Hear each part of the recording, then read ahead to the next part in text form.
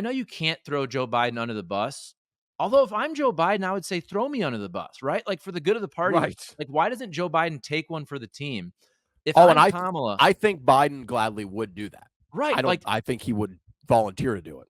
so on immigration, how co- how come Biden and Kamala should get together and Kamala should say, look, the first 2, 3 years it was really bad. I was the one that stepped forward this year and said we have to change this. Like she could throw. I'm kind of half joking here. She could throw Biden under the bus on the really bad immigration policies of the first 3 years and say this year I was the one that stepped up and I actually secured the border. But my point is Kamala has to do the dance of she has to attach herself to the positives of the Biden administration and try to separate herself from all the negatives of the Biden administration. And in this very short clip, I didn't watch the whole thing, but look, let's be real about the media landscape. A lot of people only see this small clip on Instagram or X, and it Yep. really looked like she was totally attaching herself to Biden, and that's not the best strategy because there's a lot of Biden policies that a lot of people don't like.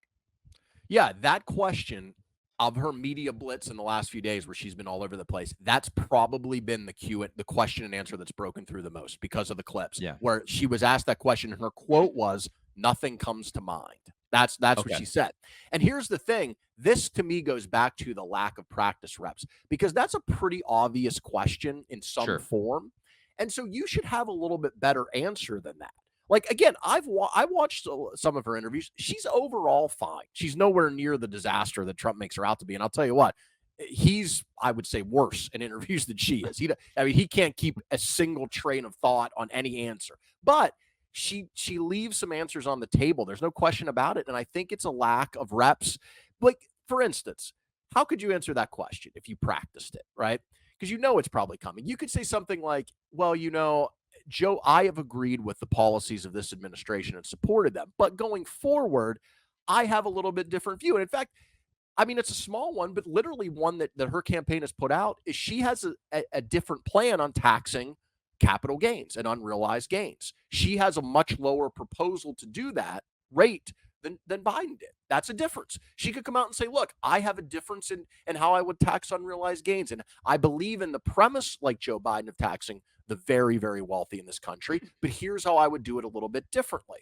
You could talk about those kind of things, talk about spin it forward to your plans. Like, I have a child care proposal that goes beyond Joe Biden. I have a tax credit proposal that goes beyond what Joe Biden has proposed because these things happen to be true. And so you could go to those things, and that way you're still, because look, there's no way you can untie yourself for better or worse from Joe Biden.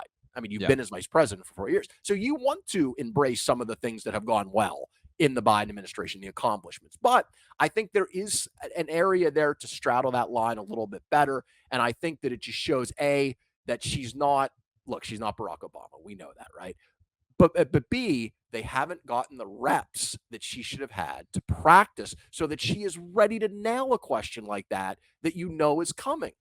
Because if these interviews are pretty good across the board or they're fine, but the one clip that most people see is you saying there's nothing you do differently than Biden. That's the world we live in today.